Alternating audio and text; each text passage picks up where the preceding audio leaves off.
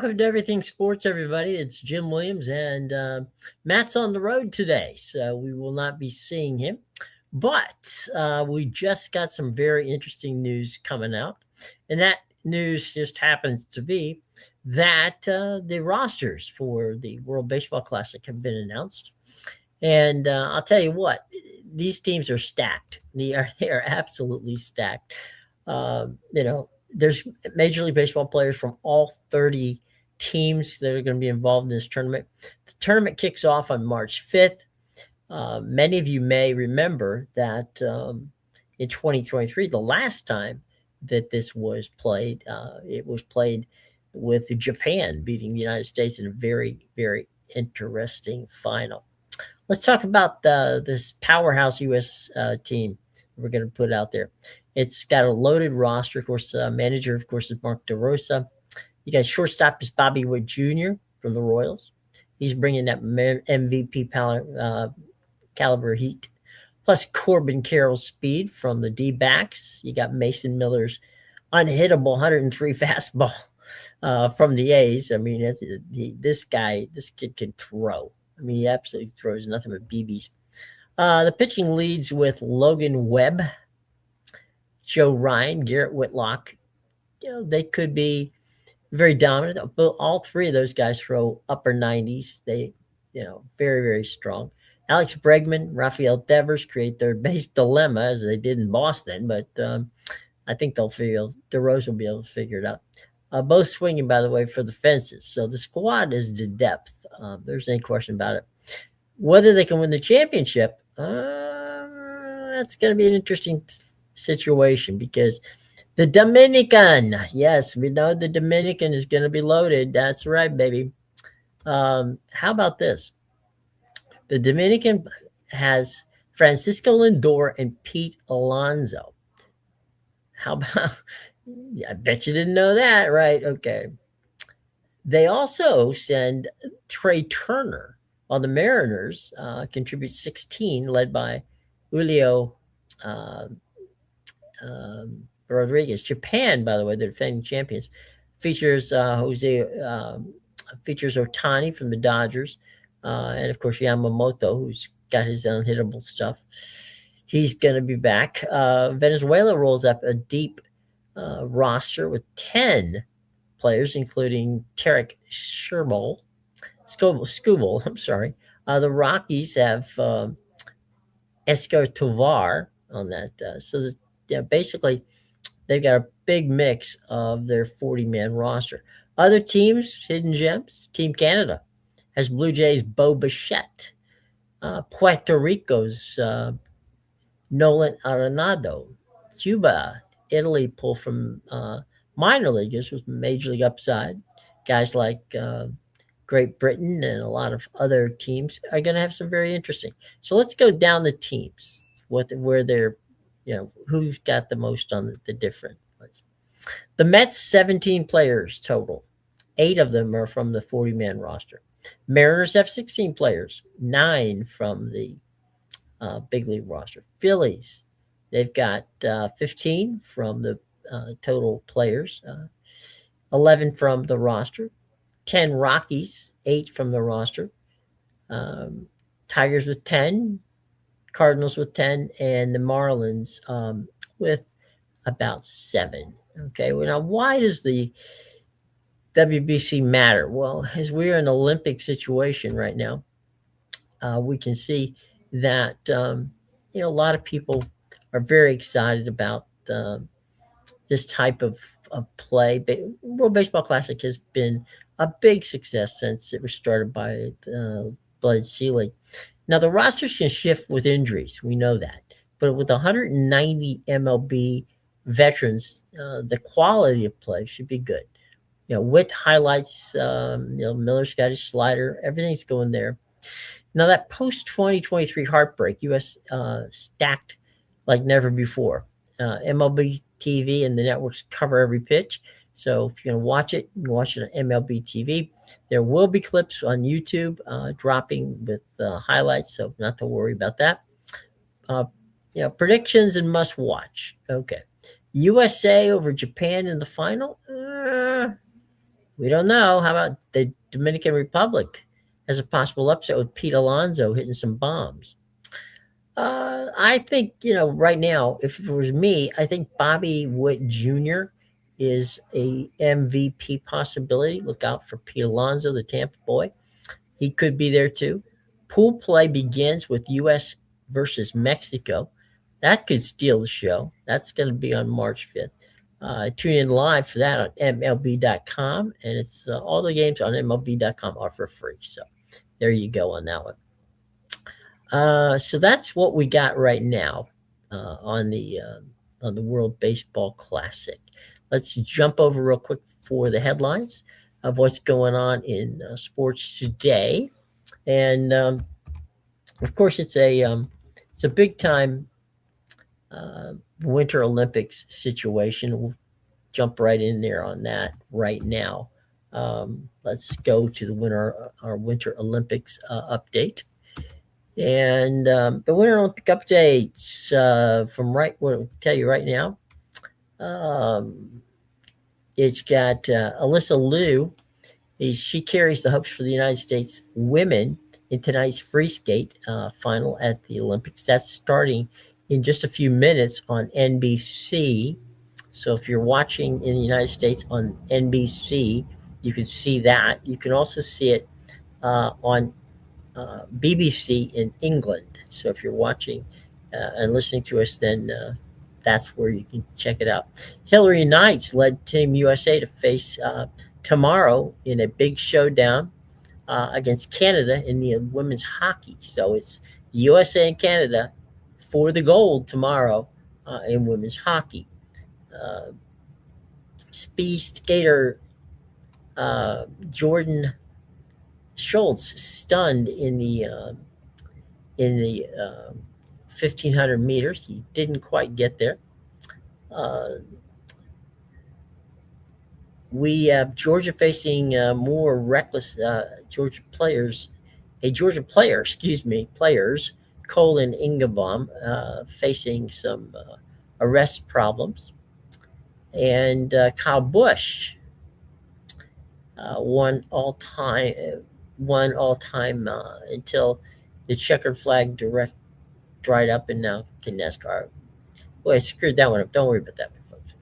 Okay. I'm jumping around here to find Cowboy say hello to Christian Parker. He's going to turn around, after he has had some issues. So we're looking at that one. Keep an eye out for that. Graham grabs 22 points as number 11 Gonzaga beat San Francisco yesterday, 80-59. They seem to be right on track. They, as we talked about yesterday, they're probably a 4 seed, maybe a 3 seed if they can get there. NHL Connor McDavid is ready to take Canada's leadership mantle from the injured Sidney Crosby as they get ready for what they hope will be a showdown with the U.S. in the medal round. The Grizzlies say Morant still feeling that elbow discomfort, and Caldwell Pope will have finger surgery, so some problems if you're a Grizzly fan. Stephen Kwan will get a look in center field as Stephen Voigt reshuffles as the Guardians take a look at that outfield situation. Former manager Bob Melvin is returning to the A's as a special assistant. Orioles third baseman Jordan Westbrook physically unable to participate in spring training due to a foul ball that bounced off his left elbow. Hopefully nothing major along those lines. Let's see one other situation. What's going on here with the excuse me.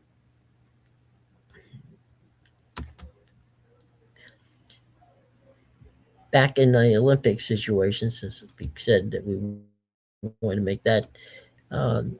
Ski mountaineering makes the Olympic debut, and again, that's another day for the Swiss, who do a tremendous job so far. Let's take a look at the medal count as we move forward here.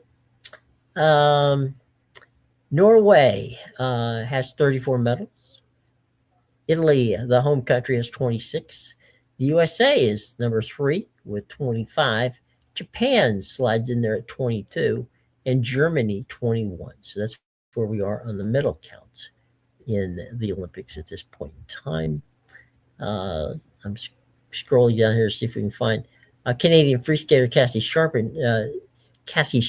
excuse me, crashes and is had to be stretchered off after a half pipeline qualifying went bad. The two-time Olympic medalist Cassie Sharp was stretchered off by helicopter and taken to a hospital where she hopefully uh, is not badly injured. We don't know much about that right now. So by all means, check in on so many of the situations that go on via the Olympics on our News Talk and Sports Talk Florida uh, pages.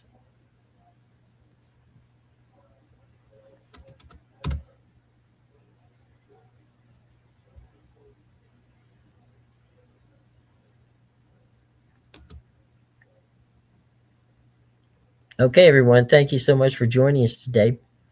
Um, it's been had a little bit of a trouble here. Let's check it out here. Let's go back and see if we have anybody from X joining us.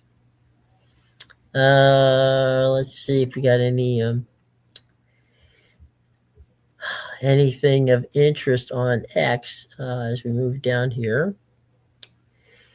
A lot of people are predicting the demise of the ACC, and frankly, folks, I don't see it. All right, now let me talk about the ACC for a minute. Let me tell you why venture capital sees the ACC as a good bet. Now, venture capital groups they don't invest in the present. Okay, let's be honest about that. What they do is they invest in the next cycle. So challenges facing the ACC do not scare them at the moment.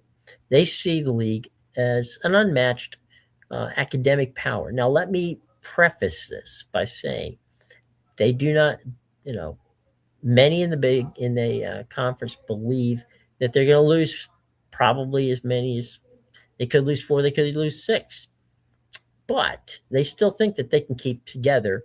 They're not like the pack. I don't think they're not. They've seen what the pack did. They saw that the pack kind of screwed up big time by not paying attention, and I think their goal is to get that use the combination of um, the academics as well as the uh, sports that we like to call the Olympic sports, which is they dominate in. And frankly, I think that they can survive. I know a lot of people say otherwise, but I do think they're wrong in that case. The ACC schools attract international students at a level that only the Big Ten can match. They have run a global research partnerships that the SEC or Big 12 do not emphasize. They operate academic networks that stretch across Europe, Asia, Africa, and Latin America. The reach creates a worldwide audience that people want to stream. Okay, now I'm saying stream. You got to get to that 2036 situation so that they can move into that area. So, let's talk about that. Amazon, Apple, YouTube, and Design want content that travels. They want events that fit multiple time zones. They want schools with global alumni networks. The ACC delivers on all that. The East Coast and West Coast windows give streamers a full day schedule. The academic profile attracts high income viewers.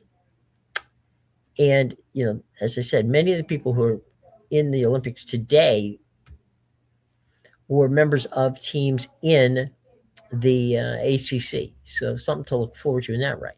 So let's see what would a 2036 cycle look like for them. Well, VC Capital sees the ACC as the only conference positioned to reinvent itself in the next right cycle after this 2031 cycle. So they see that they can build a hybrid model with linear partnerships and a global streaming anchor. They see the conference that can sell football and basketball, but Olympic sports as a unified digital package is really kind of their um, niche that could, again, remember, Apple, Amazon, they're looking at global. They're looking global, and they're not looking just at what is going on here in U.S. football and basketball. So that's key to them. The academic strength and coast to coast footprint pay off in a post 2036 media world.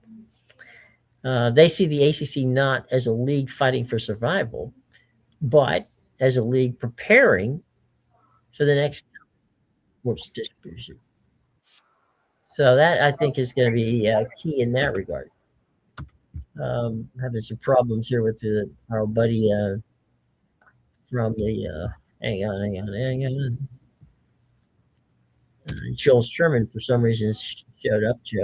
Joel, thank you very much. The Big 12 offers a strong football profile,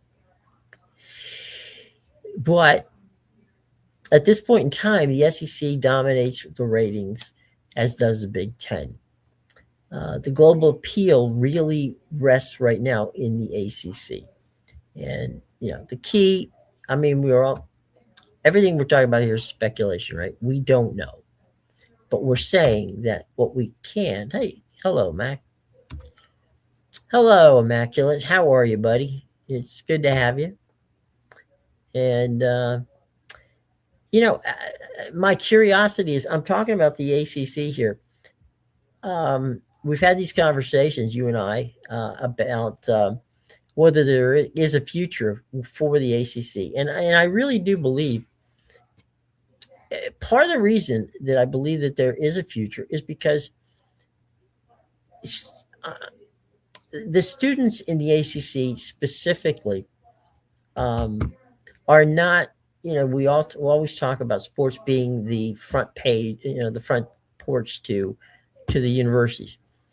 If you look at the ACC schools, people going to AC schools, and we'll take Florida State, Clemson out of that picture, Miami maybe to an extent out of that picture, because they're likely to leave. All right, North Carolina maybe not. We don't know.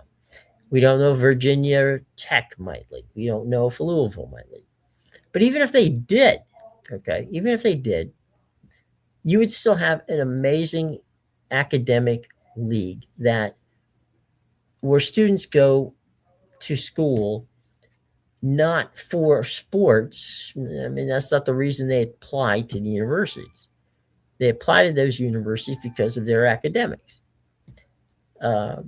They do wonderfully in the Olympic sports, and the Olympic sports are very marketable in a global package. So that's what I'm saying. It's let me get if I can get you. I got my comments. There we go. Very much a future for them.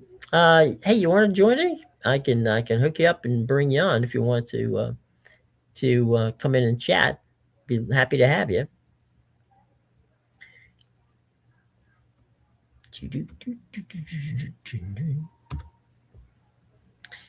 And I will see what you can. Sure. Okay, hang on. I'm going to send you the link.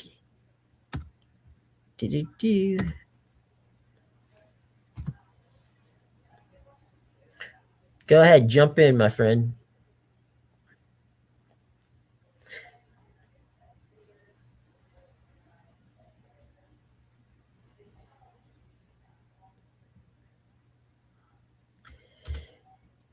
We're going to have a guest here in a second, and someone who we really enjoy.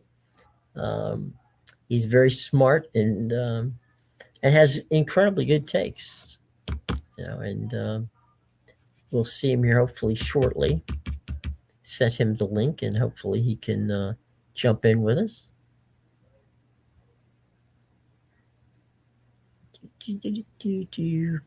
But anyway, we're talking about the ACC and the future of the ACC. Um, you can't Syracuse, Boston College, Pitt, um, Duke. You've got Wake Forest. You've got. They're definitely going to add teams. There's no question about that. There we go. Welcome, buddy. It's been a while. How you been? Good, good. Can you hear me well? I can hear you, absolutely fantastic. Been pretty good. Been kind of laying low, but any chance to come speak with you about this, I'll surely take that up. Well, it's a pleasure to have you. By the way, you're sitting in some very choice seats there at Fenway Park. I know it's a good view. Yeah, good view. Uh, be better view in about 3 months, but yeah, right now it's not bad. Um, yeah, right now I'm pretty sure that field's got a little snow on it, but we'll see. No, Yeah, you and I have had numerous conversations about yeah. whether or not the ACC can survive, and my point, and I'd like to hear your observation of it, is when you've got Syracuse, Boston College, Pitt, Duke, Wake Forest, and they'll be adding other schools. You've got Stanford, you got Cal. Uh, they're not going to go away.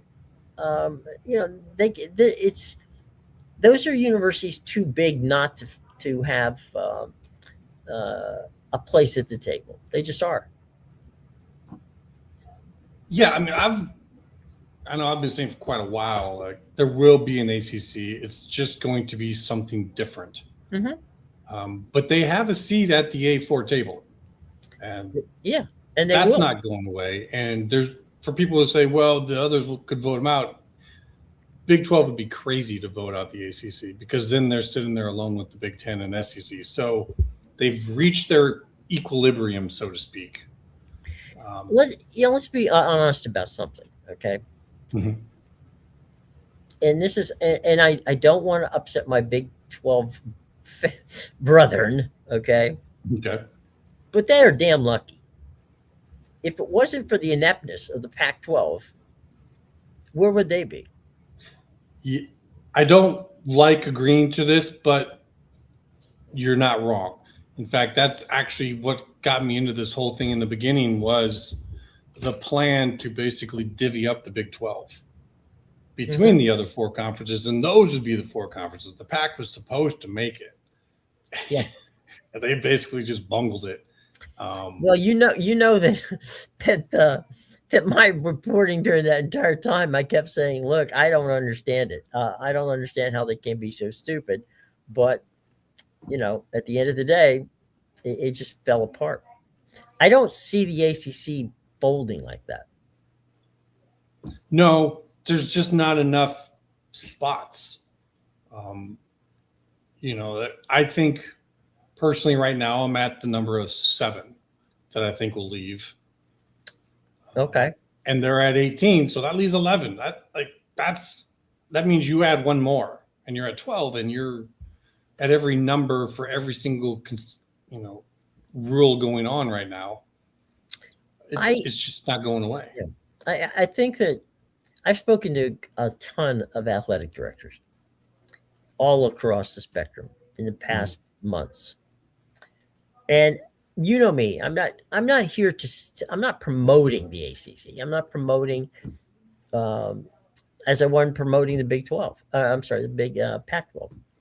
All I was asking was, okay, how do you stay together, right? And for me, it's always been, all right, you take your core academics, okay? You take the groups that are there and you say, all right, these guys, it's not, I was just mentioning before you came on, that if you go to any one of these universities, athletics, other than, again, let's mark Florida State, Clemson, to an extent, Virginia Tech, to an extent, I would say North Carolina, but we'll figure that one out. It's all academics over sports. Okay.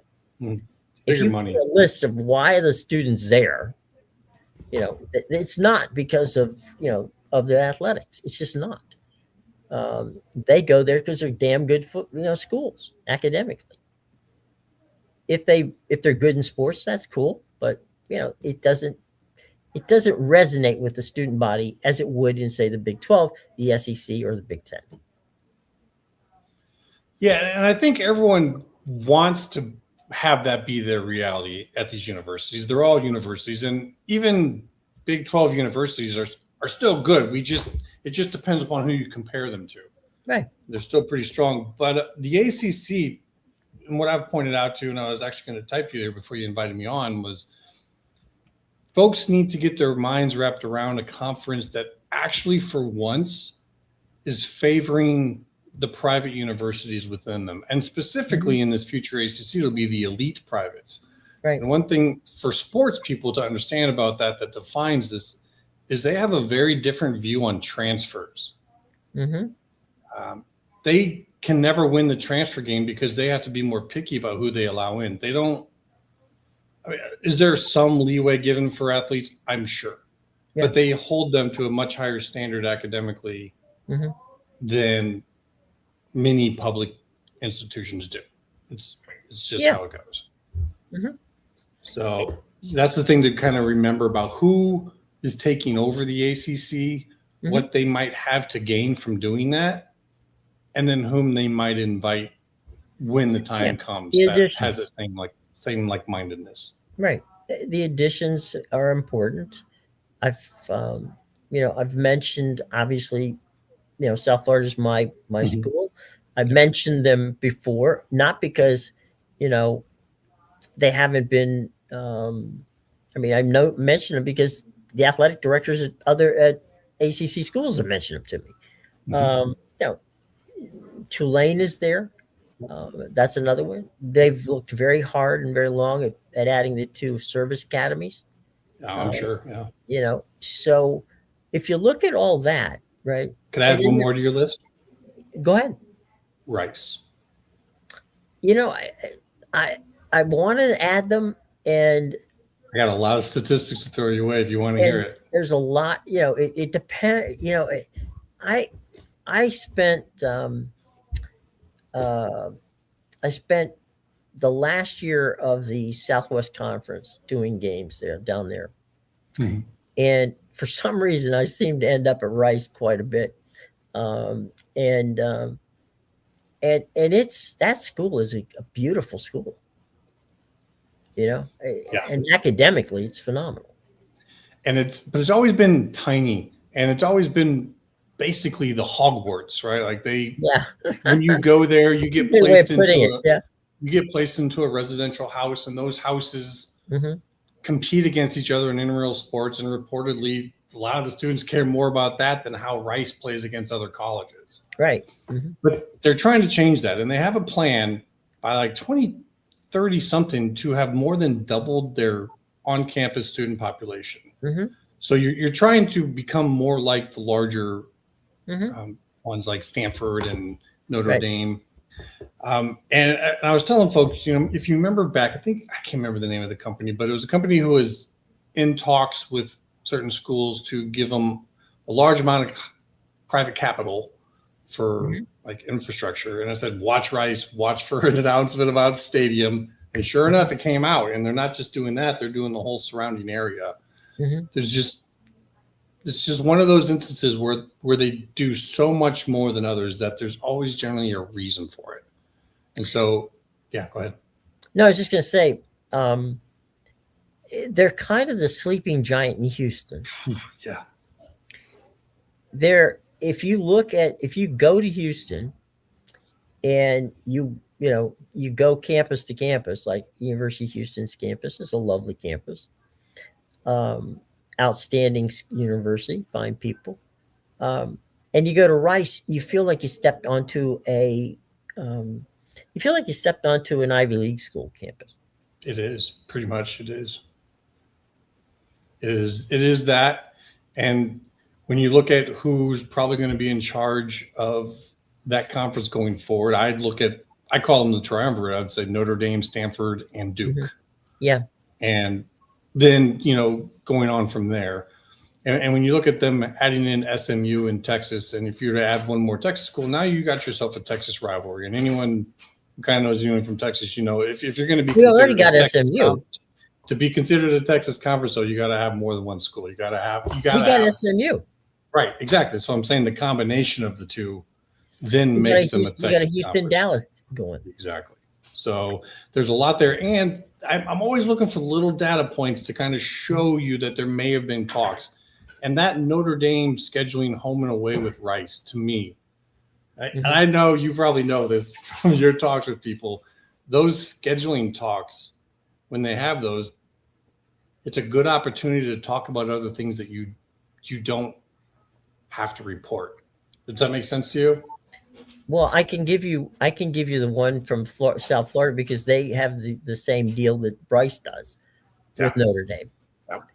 And there is a lot of there's a lot of Notre Dame is, I think people forget, or maybe they don't know, that Notre Dame does a lot of research deals. They do a lot of alumni type situations.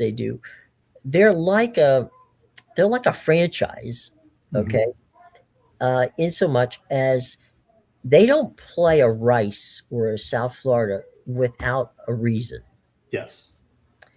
And usually the reason has very little to do with the football game. And so when they put these teams on there, there's a reason, because they want to be in those markets. Correct. They want to be in Houston. They want to be in the Tampa, St. Petersburg, I-4 corridor. Okay.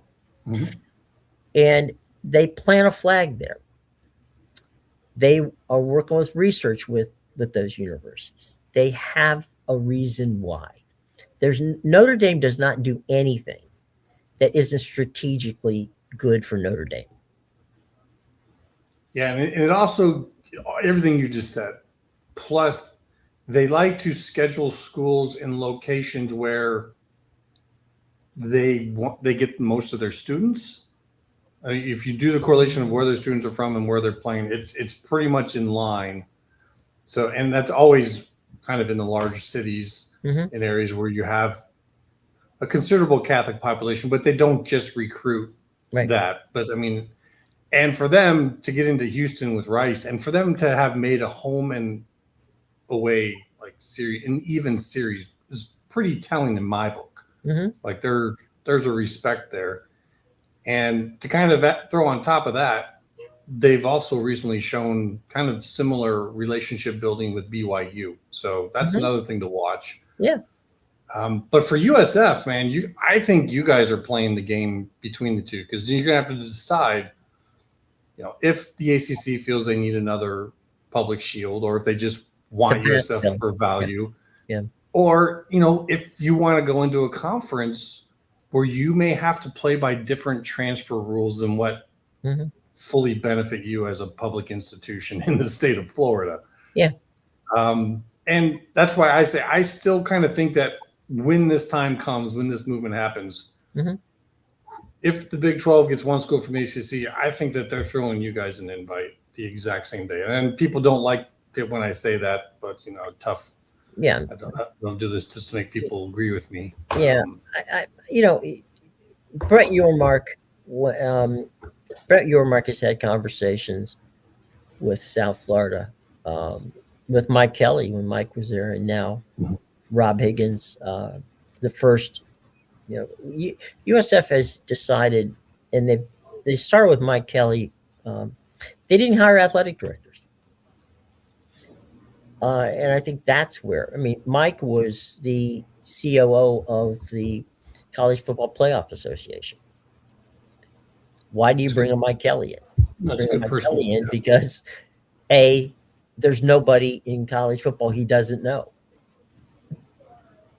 From a standpoint of the commissioners, the presidents, the coaches, that's why you bring them in.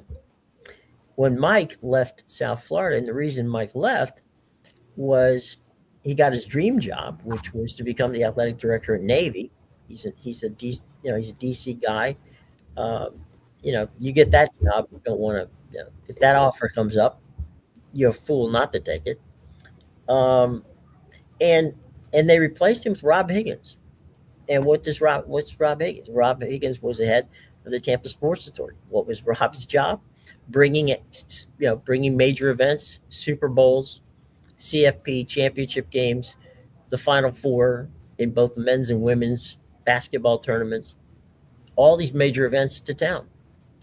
So, what did they make him? He's not the athletic director. He's the first ever CEO of athletics in college football.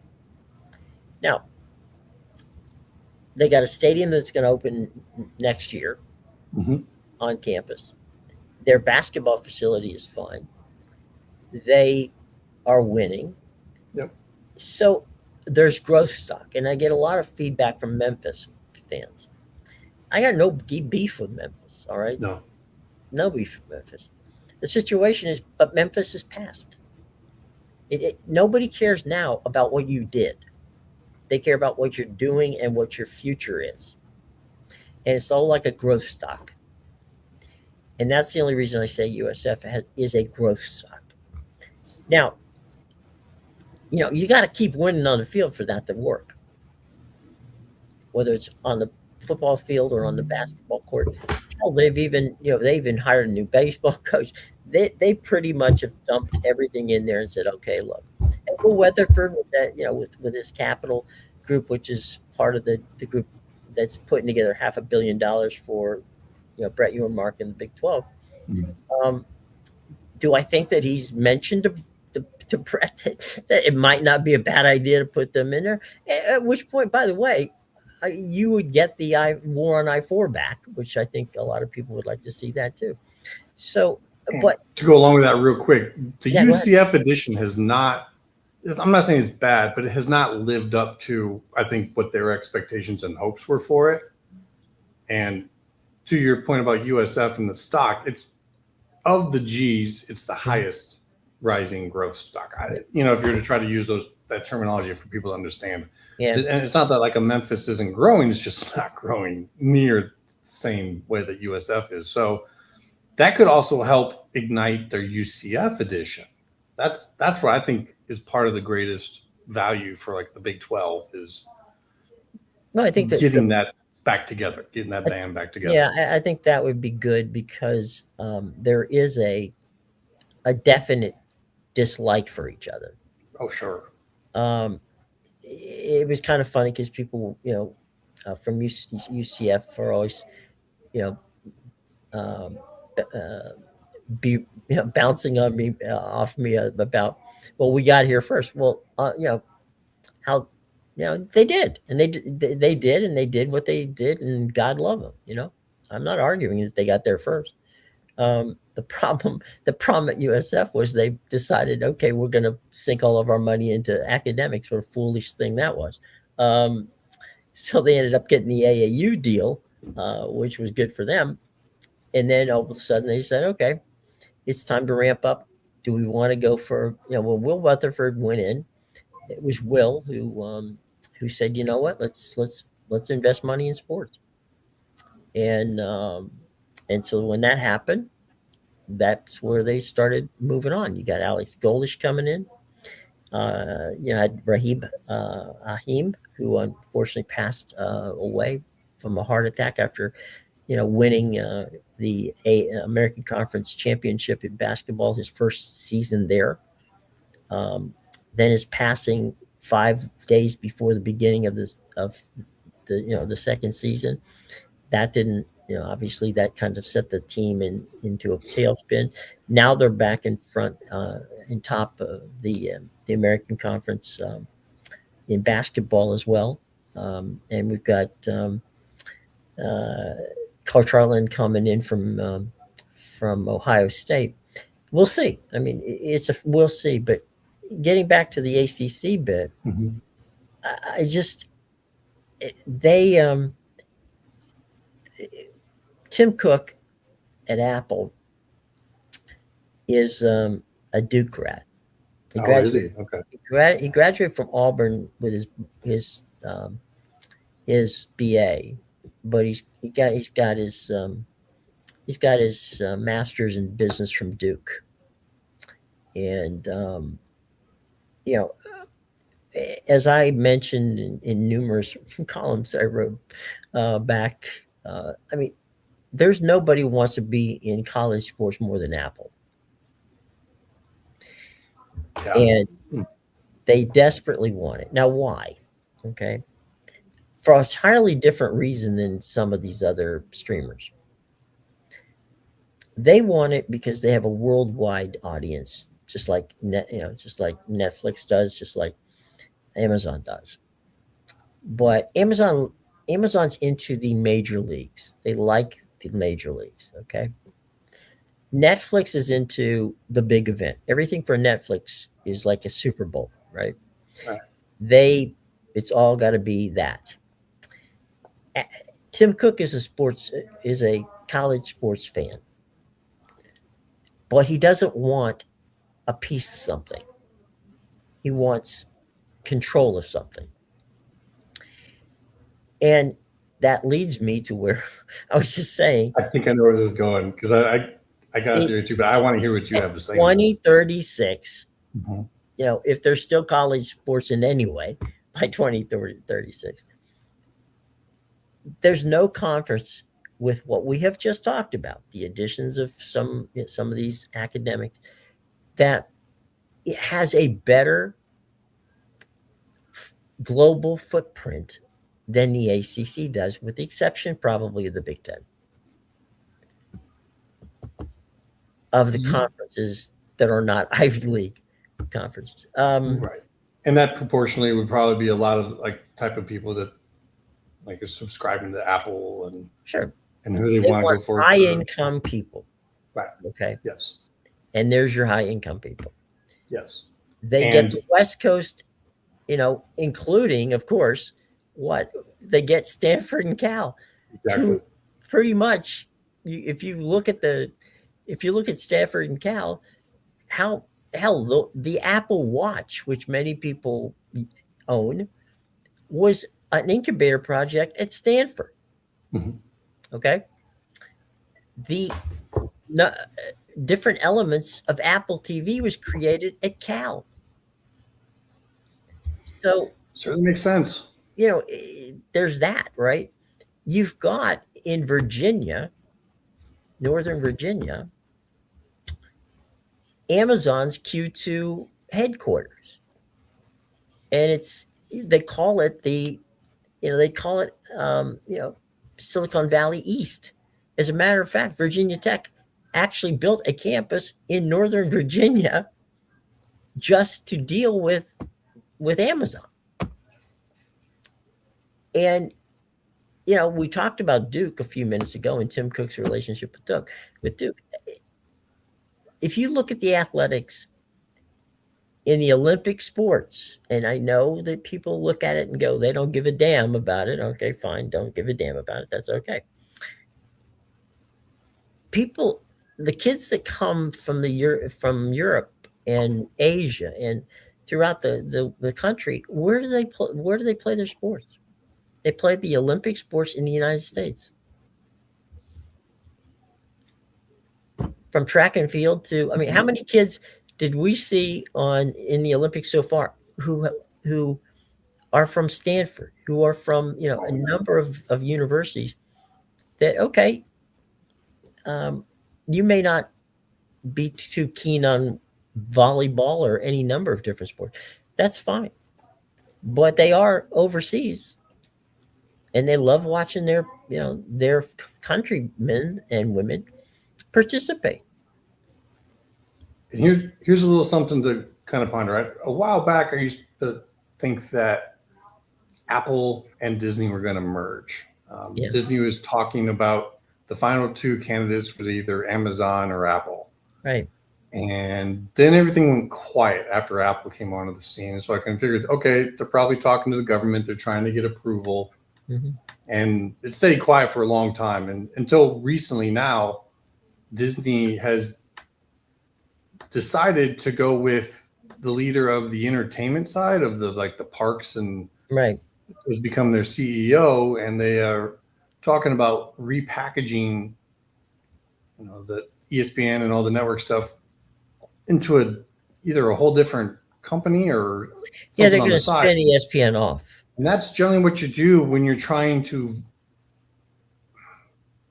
create a value for something, like Yeah. a price. And I would have to say the number one target for who might want to buy that off of them would be Apple, who would give them a high price, would pay over market value. It's what if they got ABC with that, Jim? It would be, if you look at Apple as opposed to the other streamers, Apple Apple produces all their own content. Mm-hmm. Okay, they don't have relationships with major studios. They co-produce things with major studios, but they don't.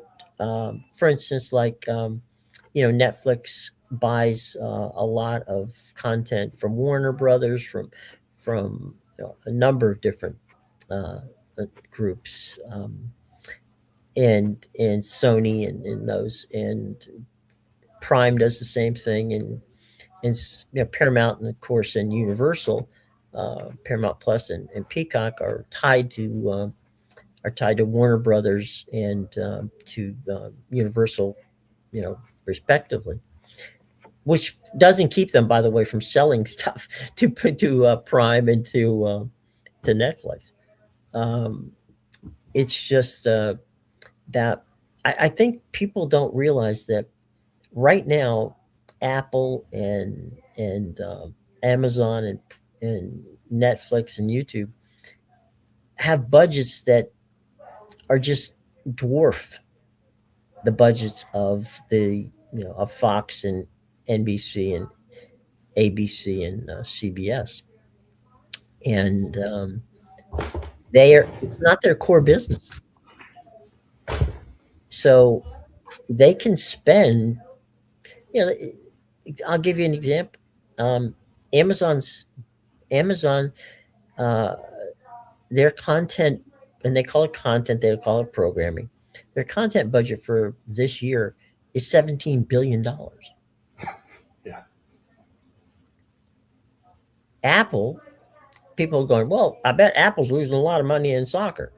Okay, right now they're spending, excuse me, less than 2% of their sports budget on soccer. Yeah, and if they were to pick up ESPN and bring all that content over, you can then merge in your soccer with that. Like if they purchase ESPN and ABC, Hmm. the ACC network is theirs. The SEC network is theirs. All this content that ESPN is just pushing on ESPN Plus, well, it also goes on Apple Plus. I mean, the size of this network becomes pretty large. I talked to Apple representatives back back when the pack was still together. They lost SC and they lost UCLA. And they told me they begged to buy the Pac-12 network. And the Pac-12 network would the Pac didn't sell it to them. They were going to buy it. I mean, remember that belonged to the Pac. Pac-12 could have sold that anytime they wanted because it Yeah, belonged to them. they still own it, and it's actually what's used for the CW broadcast. Yeah, yeah. CW pays them to actually. Pays them to do it. Yeah. The whole situation is bizarre. Had they could have done a proof of concept. They could have taken that a couple of years ahead of time, streamed it, and shown that what, we can make this work. Can I But get slightly conspiratorial with you? go ahead. Slowly. Do you know which president of which university headed the committee that was in charge for the PAC in working up their new TV deal? They were trying to work out whether it was going to be with Apple or whomever. Was that Arizona? It was Washington. Oh, Washington. Okay. And, and Washington has been on the Big Ten's radar for a long time. You look at their numbers, you look at their wealth they have there, how much property they own, their Yeah. rankings in research expenditures and their academic numbers. In my opinion, the Big Ten did not want to see them diminished or damaged, or end up having to go over to another conference where they would be hard to pull out of there. So that's who was heading that whole thing. And I'm not saying there was something going on there, Yeah. but it's just interesting to look at. Well, there's also the situation where a lot of people thought that Phil Knight was pushing, the Oregon Washington package to the Big Ten. It wasn't. Washington led that way. Oh yeah, I mean, That was Oregon was brought along yeah. just to get the Oregon was a networks. throw-in, Yeah, and I just to know get the that networks. I know that people in Oregon don't want to hear that, but Oregon was a throw-in. I mean, they wanted Washington. Washington begged them, and they took them. Yeah. I can guarantee you, they didn't want 4 teams all at the same time. No, I mean, even after that whole thing's going on, they were still only able to get half pay out of the networks because the Yeah. networks were like, this is just They didn't get as much money going to the Big Ten as they would have gotten going to the Big 12. Well, yes, that's correct. I thought you were about to say for the Pac. I'd say that they're still making more because I think the Big Ten expected the Pac to be able to get a better deal than what they were able to kind of piece together for the remainders. And then they'd just come back for Washington a few years later. Yeah, I mean, but that didn't come about. Yeah, and so that's why, I see all of this stuff about people going, well, the Big Ten will take 4 or 5. No, they won't. They might not take any. In fact, I think that whole first move, the USC move, fell apart from its original. I don't know if you know, but I've had some people talk to me after the fact, after I suggested this, and I think their first pick was USC and Stanford. It was. And Stanford basically kind of told them something that isn't telling them to piss off, but they knew that they would get turned down on, which is we'll join in football only. Because then they don't have to join the Big Ten Academic Alliance. And Big Ten told them to kick rocks. Yeah. So. They basically, my understanding was that Stanford said, we don't need you. Yes, pretty much. Thank you, but no thank you. And most people don't understand that, Jim, because they think, why wouldn't they want to join that? And it's like, well, because research is bigger business than sports, and they want to be with the schools that they want to be with. They don't want to be controlled by that the Big Ten consortium,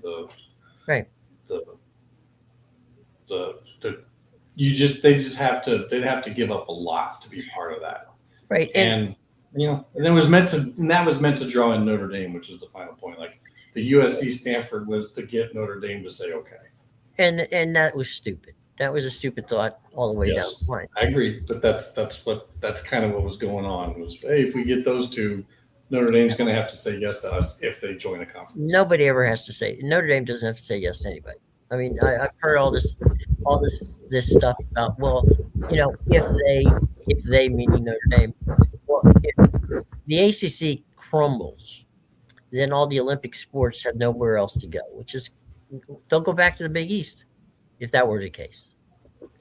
Okay.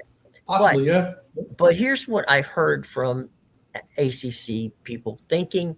The ACC people are thinking, all right, we're going to lose people. We know that. Okay. We're assuming that. They don't know. The settlement basically assures it. Yeah. Okay. So, all right, what do? We backfill. All right. You get the basket. Again, thinking academically and growth stock wise. We'll go get the teams that make the most sense, both academically as well as geographically. And then, Notre Dame, we sit down with Notre Dame and we say, all right, let's say they add Army and Navy, right? Notre Dame plays Army and Navy every year. Mm-hmm. They play Stanford almost every year. I think they do. They have played. If you the two teams that they played the most, okay, in their history is Navy and Pitt. Pitt's interesting though because they actually the ACC tried to get Notre Dame to sign a 6-game deal initially, Yeah, where they would have protected games against Boston College and Pitt, and Notre Dame said right. no. I mean, so like yes, there is a value there, also with Boston College, and Yeah. but it's just funny how Notre Dame really lets you know just how much they value you. Well, Because Notre Dame, what I've been told by athletic directors in the ACC is they're willing to sit down with Notre Dame and say, "You tell us who you want to play. sure, We're not going to force you to play anybody you don't want to play." and And by the way, and they signed a 30-year deal with Clemson. yes, and see, interesting you brought that up. My opinion is that they actually want Clemson to leave. Mm-hmm. Clemson wants to leave. Yeah. But Clemson is going to have to go to the SEC. And I think that there's a little bit of balking there on like, well, we're already in that state. So Notre Dame just threw them a bone saying, well, if you take Clemson, you're now going to get Notre Dame on your SEC schedule every other year. Well, Guaranteed. ESPN will get them. Yeah. Right. Well, that's because SEC wants ESPN to fully pay for the situation. So, that it helps juicy Yeah, kind of sure. sweeten up that deal a little bit. But That's the type of game Notre Dame is playing now. right. And they can. But the thing that intrigues me, right, about this is that the the the SEC, at least the people I've talked to, they're not that crazy about adding Florida State. They're not that crazy about adding Clemson. They're interested mildly in adding perhaps North Carolina. Number one on the list. That was the one because right now, there's a buyer's remorse in the Big Ten. In the Big Ten or the SEC? Well, I'm starting with the Big Ten, then I'll move to the SEC. Fair enough. And that is why they moved to the West Coast, but that's not paying off for them. As a matter of fact, I mean, if you want to hear some real horror stories, you talk to the people who have to go and play basketball and baseball and softball and the Olympic sports going over, to the West Coast from Rutgers, from Maryland, from Penn State. I mean, it's a nightmare situation. Yeah. This is a disaster not waiting to happen. It has happened. So it's a mess to the point that, excuse me for just a second, we have an alarm that went off on my phone here for some reason. So let's kill it. But this sounds nice. Stop it. Okay, skip for now. Yes. T-Mobile's being a real pain in the neck here. Hold on. Come on. There we go. There's a bit. So, in SC and UCLA are not exactly as happy as they thought they would be. Washington's not happy. Oregon's happy because they're winning. But beyond that, these travel things are just an absolute and total nightmare. So I'm not overly, I was on with the boys at 365 Sports, a few months ago. Mm-hmm. And I just said, look, more is just more sometimes. Networks do not have an infinite amount of money anymore. And, how much more money are they going to give the ACC? I mean, we'll go back to the SEC. The SEC stays within a footprint. They're not getting out of that footprint. So North Carolina becomes intriguing to them. Do they need North Carolina? They do not. Okay. And I think it will help a lot. I'm sorry? I think it'll help a lot, though, because actually what SEC needs are losses. They need some teams that can lose and not be damaged by it. Right.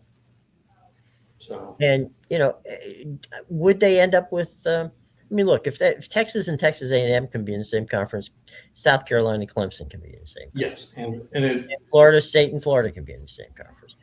And I heard, I somewhere about Miami to the Big 12, and that will never happen.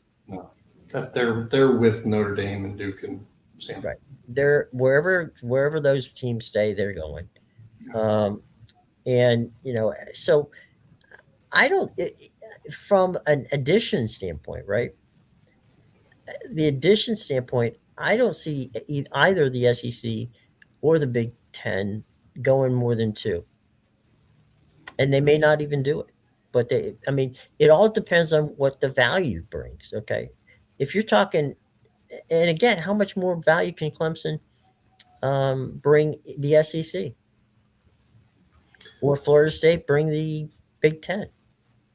Well, that's kind of part of the thing as to why Notre Dame, I think, did what they did with Clemson, because it helps give them a little bit of boosted value. It puts the South Carolina Clemson game as a fully Right. in conference game. Sure. I don't think SEC wants anything to do with Florida State. I don't think they want anything to do with Georgia Tech, because I think what the SEC wants is for that Florida Georgia game to no longer have to be played mid-season. I think they want that to be a full-on top tier SEC rivalry game at the end of the season. So they've always wanted that. Yeah, that's why I tell people, it's like, I think the SEC would actually be happy if the Big Ten took Florida State and Georgia Tech, because it solves that problem for them. Yeah. And that's why then we saw the Big Ten and the SEC talking about scheduling arrangements so that they could then, kind of protect these, and it kind of helps SEC or with the ESPN, because then they don't lose those. Plus, they gain games that then also have Big Ten teams come to town. So right. I think those two conferences have been working pretty close hand in hand. And I think that the conferences as a whole have wanted to get down to 4 conferences for a while. It was supposed to be the Pac to cover all that Western stuff like you've been talking about. And the moment that was so bungled, it messed up the plans of everybody. Yeah. And they had to try to save some of these, major Western brands. And it's not going great for now. I think it would be fine in the end once they're able to do everything they want to do. And just in the short term, it's just clunky and unfortunately not all that great. But what's they can confusing? Change. Well, they can change some of these rules for some of these other sports with the new A4 power that they have. And so some of these other sports, they can kind of change it up to where you don't. Maybe that sport can then go be part of a different conference. Or, I mean, they can basically do. They can also do pod situations where they can, where East doesn't play West until, in these particular situations until like you can win the Western Division and the Eastern Division, and the Western Division can come and play the Eastern Division in the Olympic sports to keep things more regionalized than traveling back and forth the West Coast, which again, people forget, and we're going to continue to pound on this. I can assure you that presidents at these universities in the Big Ten are not crazy about, the amount of time that these students have to stay away from school. I'm sure. I mean, because the more that they're away from it, the worse they're going to do at academics, and the more that the schools have to do to help them with that. The other thing, and this is the one thing that is not being talked about, yet there is a number of lawsuits about it, is the fact that all the money that's gone to the Big Ten and the SEC, they still have pretty significant student fees that go to athletics. Yeah, and I do think that the money that they're getting is going to go up in the future. So I look at that as kind of like a tough investment period. Hopefully that doesn't have to stick around, long term. And that's what I told the folks. I don't have all the answers. I know you don't have all the answers, No. but this is kind of a transitionary period. And when things get worked out at the end, I do think that these athletics will be making considerably more money, so that way they can hopefully then rescind those fees that they've been putting on students, because that is unfortunate.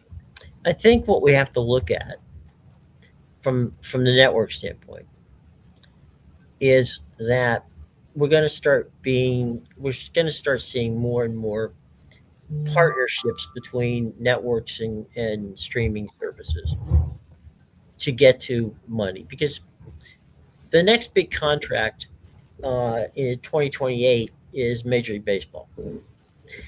Um, the NBA just cashed a 11-year, $76 billion deal.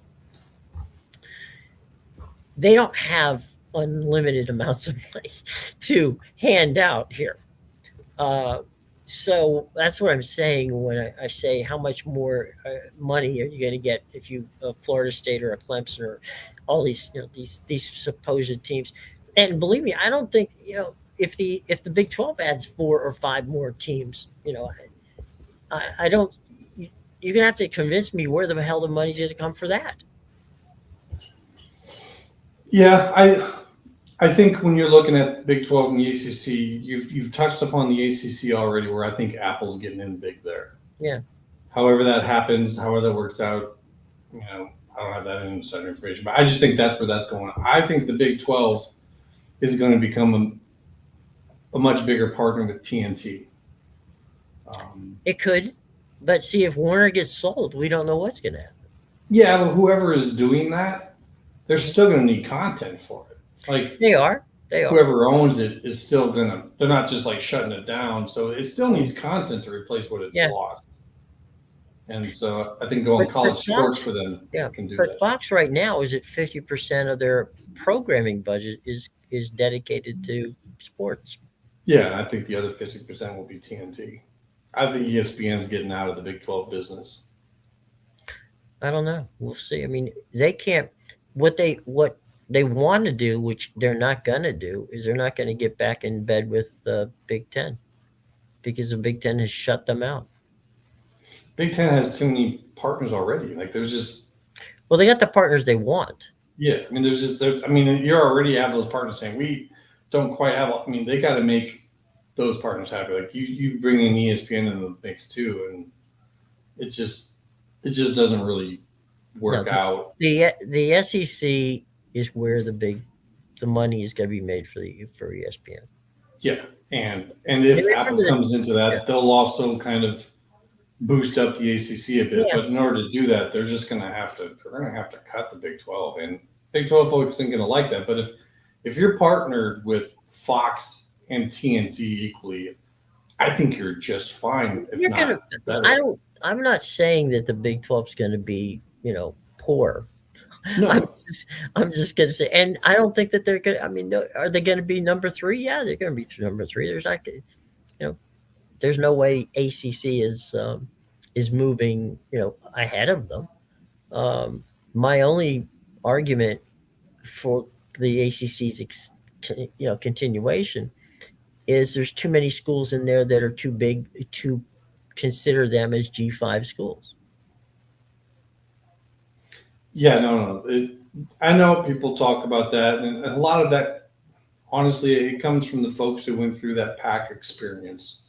Yeah. And for lack of a better term, there's something similar to PTSD for some of those folks. And I think some of them are just like, well, we went through it, so others are as well. And the unfortunate truth is, no, these conferences have wanted to get down to 4 for a while. Mm-hmm. And it was the Big 12 was supposed to get parceled out. Even their top schools wanted it, but one of the things that was a problem was the Big 10 was just not going to go for Oklahoma. And that Texas-Oklahoma game has a very specific date it has to be on. Yeah, so, it's got to be during the fair. Yeah, and even after Texas said no to the PAC, Oklahoma was still talking with them to go join over there, but that relationship with Texas killed that. Well, you can thank John Skipper for giving them the big, the Longhorn network to keep them from going to the Pac-12. That move ended up being brilliant on their part because it absolutely, even if they never made money on it, it is technically, at least indirectly, responsible for Texas now being in the SEC. Yeah. We could talk all day about this, Yeah, but you probably got a whole lot more to get to. well, I don't anymore. We've passed our little hour time slot that we normally have, and gosh, it's been great to have you on, and it's good to chat with you again. Um, my next little bit tomorrow is going to be about the launching of the new MLB TV channels for all the 15 teams that they've onboarded now um, from what used to be, some of them used to be FanDuel, One Root TV, which is where the Mariners come from, and Masson is where the Washington Nationals come from. So half of Major League Baseball's teams are now under the control of Major League Baseball and ESPN, who will have the ability to take 30 of those games during the course of the season from those regional, I'm sorry, from those local teams and craft whatever kind of situation that they want. So Atlanta was the lone team that decided that they did not want to go to the MLB, but they would create their own network, and we'll see how that works out for them. But 15 teams are no longer with regional sports networks, and they're now under the banner. And the reason that they want that is in 2028, as I said, when we get to that point where they're going to have a contract, what Major League Baseball will then be able to do is sell local packages to the broadcast networks and to the other networks, so that they have, for instance, if you have a CBS or an NBC or an ABC or a Fox station, you'll be able to in local market perhaps air some games in that regard. So they're going to, Major League Baseball is going to upsell as much as they can. They don't. I mean, there's no way in hell they're going to get $76 billion like the NBA got. But if they can get in that $30 or $40 million or $1 billion situation, it's hard for me to even say $1 billion when I was talking about 30 or 40. But if they can get in that area, they'll be in good shape. To finish on that, I think realignment talk is actually a pretty considerable part of Major League Baseball's strategy to do what you're saying they're trying to do. I talked a little bit about that. I don't know if you saw the talk that when they brought that up. Yeah. But I don't know if people are taking that seriously, but I very much take that seriously. I mean, it's something I thought that they've needed to do for a while. They really do optimize their matchups. Yeah, I mean, it's they have to do it, and it looks like in the 2027 season they'll have plenty of time to figure things out because they won't be playing baseball. So that'll give them time to figure out what to do next, right? I mean, I put out a little lineup of them because to me it just kind of stood out. I was like, wow, this could actually really work. I mean, they need that super division up in the Northeast. Mm-hmm. If they put that thing together, and that's taking parts from both leagues and bringing them together, that super division right there alone could possibly carry this whole deal you're talking about. Yeah, well, and you've got a pretty good solid Southern California. There's another good one out west too, like you're saying, and if you were to take your Midwest ones and put them all together that are split between the two leagues, I mean, it gets people interested when their local rivals that they should be rivals with, they're actually become rivals again. Are actually rivals, yes. Yeah, put White Sox and the Cubs together, bring the Royals and the Cardinals together, Yeah. Bring the Twins and the Brewers together. Like, it's not even rocket science at No. this point in time. It's just tradition that's held it back. Well, I mean, in the old days, wasn't that long ago, uh, the Brewers and the Twins were rivals, Yeah. but they moved the Brewers back to the National League. Yeah, and if you bring this together, it just it goes on what we were talking about a lot with college football realignment, which is it brings back local regional to the equation. I think they thought that they could just keep trying to create these long distance rivalries and they would just continue to work, and it It hasn't. doesn't. No. It And the doesn't. other, You got to have some connection to the regionality. yeah, and the other thing too is it gives them the opportunity to add two more teams, which is what they want to do. Yes. And at $4 billion of franchise, they can. That wouldn't be a bad idea either. Yeah, I definitely think Nashville gets one, but there's a pretty considerable fight for the other one. I'll tell you what. I think I like Salt Lake City in that. Salt Lake City has a lot of money there. I think that they really need to move more into the South where baseball is so huge. I like the Raleigh move. Oh, okay, but I would. There's money there. There's probably more money there than there is in Nashville at this point. Possibly, I'm but talking about baseball is so big in the South. Yeah, I'm just saying for the specific, for that specific region, there's more money in Raleigh, Durham than there is in Nashville for baseball. Entirely possible. Yeah, that's what I was saying. I like the Raleigh move. Yeah, I don't think I wouldn't put him in Charlotte to save anybody's life. That's No, death. you need to spread the sports out in North Carolina because North Carolina's population is spread out. Yeah, Like and the Raleigh Durham thing I think is a much better fit. It's the Braves would go crazy, but the Braves are going to go crazy anyway. Braves keep holding stuff up, thinking that they're the Southern team, and it's like you can't have one team representing the whole South where baseball is king. Like, it just doesn't make sense. But I'm thinking from a West standpoint, that the American League doesn't have a team in the Mountain time zone, and it would be great to have Utah and Salt Lake City, and the whole Salt Lake City, Colorado, and I guess Vegas eventually set up there. Oakland's pretty much going there already. Yeah, they are, but I mean, if they ever built their damn stadium, then that will be that'll I thought be. They made a deal for one. I thought I saw something where it was it's supposed to be built, but I mean, it's on a plot of land where I can't figure out where the hell. They may have to park, in southeastern or southwest. It'd be South Central California.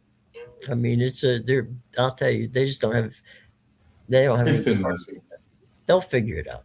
But they will. They'll get that eventually. And yeah, I do think the Athletics will be there. And part of the whole idea of realignment, though, is like both leagues in that situation likely won't have a Western footprint. Like one of them will have most of the West, and then in the Midwest, and then the other one would be.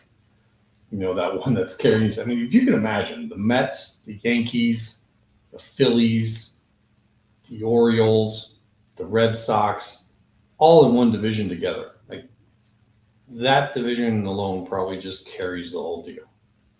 Well, and then you've got LA with the two LA teams, San Diego and the Giants, the Giants, Arizona. I kind of think I'd go with the Mariners, and then I'd take Arizona and move them over there with like the Texas schools in Colorado and kind of. You could do that. You could do that. Mountain. Yeah, you could do that. Me being here in Arizona, one of the things that drew me away from them was the absolute dominance of the LA fans when that team comes here. So I just think if you really want to boost that brand as much as possible, you should probably take them away from the California ones. Otherwise, they just get squashed. You're probably right. And it'd be fun to see how it goes. Hey, look, thanks for joining us. I greatly appreciate it. Absolutely. And you can reach out to me anytime, even go ahead, promote your site so that people your Twitter so that people can follow you, because I'll tell you what, folks, if you follow him, you'll get smarter. I know I have. I appreciate that. I don't do a whole lot anymore. I'm not on YouTube shows anymore. Mhm. for the most part. I just am on X, Twitter. Okay. Name is Immaculate View is the account, and it's just immaculate on there. Mhm. We mostly just talk college sports realignment and business. Every once in a while, I'll get into it. I kind of got into the Major League Baseball when all of a sudden realignment was there because that's intriguing. It is. But that's basically what we do is, when a lot gets put out through your media guys where the sources want you to put out something that gets people thinking a certain way. And so we just try to collate all of it and try to make some sense of it. And that's all. Yeah, I know that our buddies at Front Office Sports and my They're old good. employer, That's a good my old outfit. employers at the Sports Business Journal, Another and good one. John Ulrich has gone over to Puck now. He's working with Varsity. I think Marchand went to the Athletic.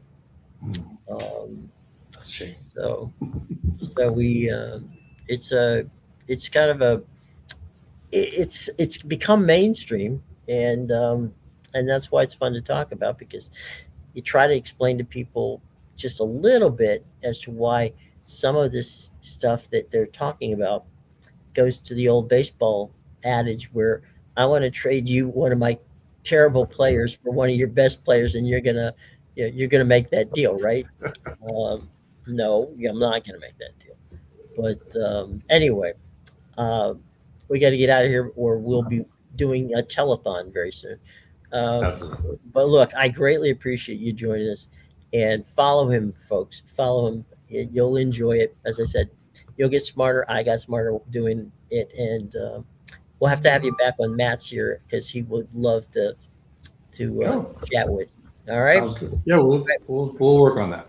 All right, buddy. Have a good day, everybody. Thanks very much for joining us, and we'll see you tomorrow at noon. Tomorrow, remember, on Fridays we do noon. So tomorrow, high noon Eastern time, we'll be there. Okay. Take care.